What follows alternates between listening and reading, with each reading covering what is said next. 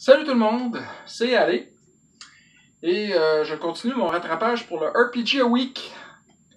Et évidemment, c'est encore un pliage de linge. Fait qu'on commence tout de suite par la question numéro 30. Résultat du défi. Patate. Voilà ma réponse. 31. Longueur parfaite pour un background. La longueur parfaite d'un background.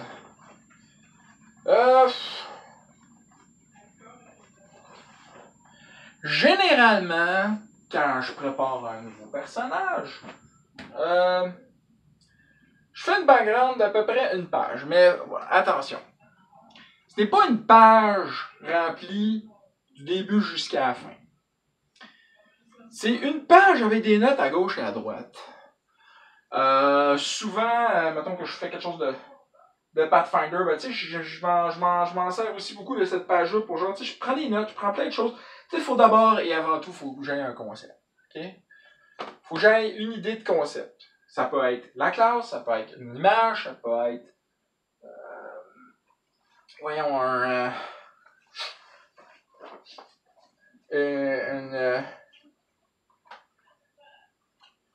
style, un feat, une idée, un roleplay, n'importe quoi, pourvu que j'aie un concept. Après ça, généralement, je commence à monter le personnage. En montant le personnage, généralement, j'ai des idées qui me viennent en tête par rapport à qu'est-ce que ce personnage-là va lui arriver dans sa vie. Excusez, ce sera pas long. Voilà. Qu'est-ce qui est arrivé à ce personnage-là dans sa vie? Fait que je mets des histoires, puis je mets des idées, des concepts, etc. Puis je remplis ma page. Un des personnages les plus récents que j'ai fait, c'est mon noble pour la game de Star Wars où est-ce que je suis joueur. Et donc, c'est ça. Et la grosse différence, c'est que vu que c'est une game qu'on a fait qu'en ligne, à cause du COVID, ben c'est un personnage que j'ai préparé en ligne. Et on utilisait un outil informatique qui est fait plus pour le travail, qui s'appelle Trello. Avec Trello, on se sert déjà de ça pour notre autre game de Star Wars. Et on met les informations dans le Trello. Ben là, encore une fois, le maître de jeu a mis des informations dans le Trello et on prenait ça. Et moi, j'utilisais le Trello aussi comme ma feuille. Là. Fait que c'est là que je rentrais mes idées, mes affaires. Puis quand mon histoire est à mon goût, ben là, je l'ai posté, je l'ai autorisé. J'ai autorisé le fait que c'était disponible aux yeux de tous. Fait que, généralement, comme je dis, je fais à peu près une page, mais c'est pas une page remplie. Généralement, ça ressemble plus à deux caractères. Ça va vraiment dépendre à quel point que mon concept est avancé, puis à quel type de game aussi. Si c'est un one-shot, je ne mettrais pas grand-chose. L'autre personnage récent que j'ai fait, c'est la game avec mon autre groupe. On organisait une game de World of Darkness qui se passait dans le futur du Québec, dans le fond. Là. Et j'en suis sûr, j'avais un concept de technicien, tu sais, qui patente, qui gosse. J'ai vraiment pas fait un gros résumé. Là. J'ai pas fait. J'ai mis 3-4 affaires sur la feuille. Il y a une femme, il y a une fille. Non, c'est un fils même, pardon. J'ai mis les petits détails. J'ai utilisé la feuille de base, puis genre, j'ai noté des trucs à gauche, à droite. J'ai même pas fait mon chose. Mais tout était dans une feuille. Tout était sur la même feuille. C'est juste que ça fait de personnage aussi. Tu sais, genre, le pire, je pense que j'ai rajouté des trucs de l'autre bord, là. C'est genre, qu'est-ce qu'il fallait que j'écrive plus long, plus longuement, là, prendre plus mon temps. Bah, c'est ça, je l'ai écrit là-dessus. Non, c'est juste ça. Fait que donc, la longueur parfaite, c'est ce dont que tu penses que tu vas avoir besoin. Puis, de toute façon, ça sert à rien de penser pendant 6 ans. Si tu as des idées, t'es mais si tu te forces à avoir des idées, tu fais pas bonne chose. Faut juste mettre les idées qu'on a, puis le reste, ça va venir en game. Ensuite, question suivante. Solution de jeu de rôle en confinement. Ouf, hey, là. Je dois être le dernier de la gang à en parler. Je vais dire comment c'est pour nous autres. On a 2 solutions. Ben, je vais même pouvoir raconter la solution de la gang d'hier soir. Bref. En confinement, nous avons jusqu'à là surtout utilisé Skype et Discord. Parce que ça nous donnait à la fois un endroit physique où mettre des images, taper des trucs, etc. Même si c'est rare. Le reste, c'est du audio. 100% audio des games. Théâtre de l'imagination à l'os. Même pour les batailles spatiales. Je m'organisais juste pour faire les batailles spatiales beaucoup plus simples. Maintenant, voyons, c'était principalement ça, c'était nos 2 plateformes. Hier soir, par contre, puisque maintenant, il a été autorisé de réunir jusqu'à 10 personnes, sans limite de famille, dans un endroit, à condition qu'il respecte la limite des 2 mètres, ben, évidemment, nous autres, on avait vraiment envie de se revoir en physique. Puis, genre, il y a surtout de s'affranchir du côté informatique. Parce que, genre, on a beau avoir 2 techniciens dans le groupe, on n'est pas...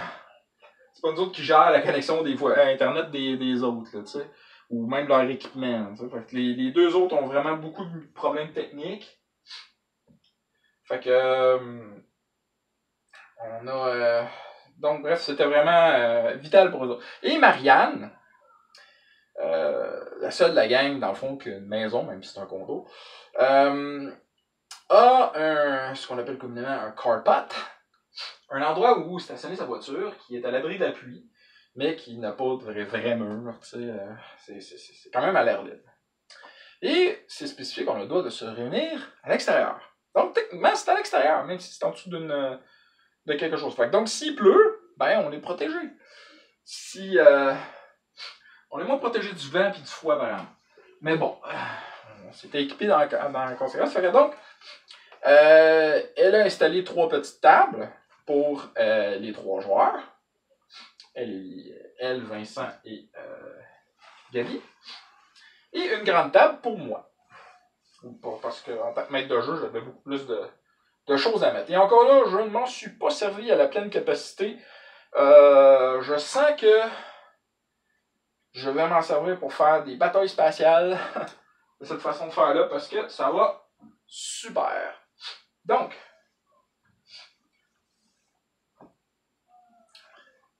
ça a marché du feu de Dieu. À part évidemment le fait que ben, plus qu'il était tard, plus qu'il faisait froid.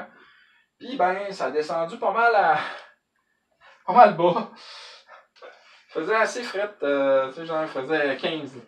Fait que genre, après 1 heure ou 2, ben, on s'est rapidement mis nos manteaux.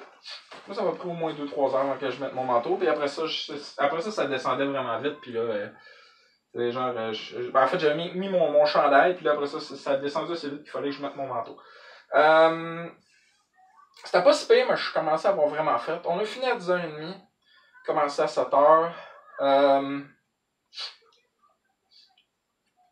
Ouais, c'est ça.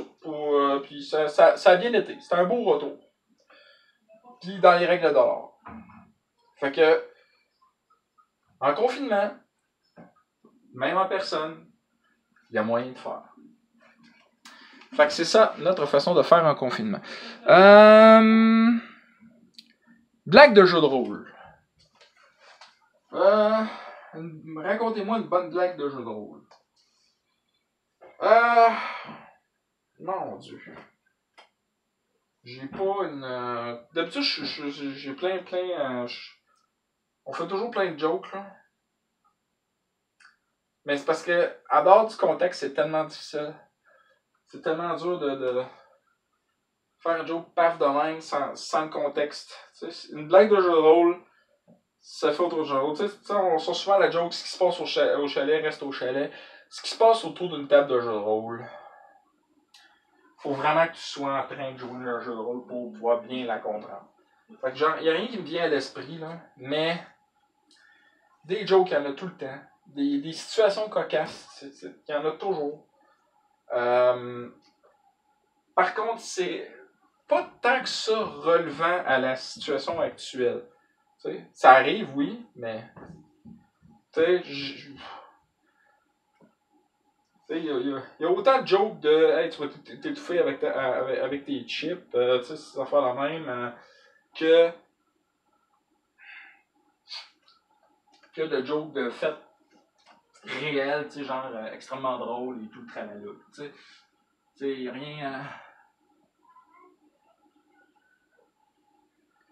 Fait que, en un mot, je sais pas, j'ai rien qui me vient en tête, fait que au pire, je ferai ça dans une autre vidéo. Truc numéro 34. Un truc pour apprendre des jeux de rôle longs. Mon truc. Puis on sait qu'en termes de jeux de rôle là, étant donné que je suis spécialisé des vins, ben j'en connais un rayon. Puis même quand je suis pas spécialisé des vins, puis que genre j'ai énormément quand je tripe sur un jeu, ben je veux le lire à fond. Fait que généralement, normalement, d'abord avant tout, j'ai fait au moins une game. Fait que ça a déjà eu un premier plus. Après ça, ce que je fais, c'est que je lis le bouquin. Vraiment de fond en comble. Une première lecture, comme il faut. Puis tu sais, genre, je saute par-dessus les trucs pas super. Ça sert à rien que je lise toutes les spells de Pathfinder, là. J'y lirai au moment important. Mais les autres mécaniques, plein de choses, surtout des trucs qui m'intéressent, je lis. Puis, tu sais, des fois même, des livres secondaires, je lis. Comment je fais pour lire? Bon, c'est sûr qu'un livre physique, c'est le fun, mais à notre époque, il y en a de moins en moins. Souvent, je lis sur mon ordi. Je mets de la musique, puis je lis. C'est tout. C'est aussi niaiseux que ça. Mais, un autre affaire aussi, souvent, tablette, cellulaire, je mets le PDF dedans. Ça aide. Parce que des fois, t'es là, t'attends, tu fais rien, t'ouvres le PDF puis tu le lis dans ton cerveau. Ça peut être bien. Les sites web, les SRD de ce monde, System Reference Document, extrêmement utile. Je me sers beaucoup de ça. C'est vraiment pratique. J'aime beaucoup. À part de ça, moi, j'essaie d'avoir le maximum de données sur un jeu de rôle, d'avoir tous les livres, parce que ça m'aide beaucoup. Je cherche de l'information, je mange de l'information. J'ai toujours été comme ça, puis des fois je relis parce que j'oublie, whatever. Mais c'est ça, je suis quelqu'un je suis un dévoreur d'informations, alors je lis. Je lis beaucoup. Ça fait que je me couche tard. Je dors pas beaucoup. Je dors plus le matin. Puis c'est ça. Je m'endors très tard. J'ai cette vie de merde. Et c'est pas génial, mais C'est sûr, c'est ma vie. La fin de semaine, ça sert à dormir. Ensuite, il m'en reste une autre. La 35. Je pense que je l'avais déjà faite, la 35 à part. 36. Hommage à un joueur. Un joueur à qui je voudrais faire hommage. Et ben j'ai déjà noté à qui je voudrais faire hommage. Un joueur de très longue date avec moi. Un des premiers joueurs que j'ai rencontré en arrivant à Québec. Et c'est mon ami Alex Potter. Cher Alex, qui est également le parrain de ma fille. Cher Alex, qui est ben moi, quand j'ai commencé à le rencontrer, il était plus joueur. Mais il était déjà maître de jeu depuis longtemps, comme moi. Puis quelqu'un avec une imagination mais débordante. Ça il sort par les oreilles. Sauf que c'est quelqu'un de très... il est dans sa bulle. Okay? Alex est toujours dans sa bulle. Et si tu le rencontres dans la rue, il va être de même. Puis je sais pas à quoi il pense. Mais je suis sûr qu'il pense à de quoi. Je suis sûr qu'il a des idées, whatever. Mais il est dans sa bulle. Puis après ça, il va te parler. Il va te raconter, il va être content, puis il va te jaser. Puis quand on game, Alex a toujours des idées. Alex trouve ses idées en une fraction de seconde. Puis déboule là-dessus. Et ça roule. Ça roule sans bon sens. Fait que c'est aussi un ami un ami qui m'est très précieux. Un frère de D. Alex et moi, on a pour ainsi dire souffert pas mal des mêmes situations.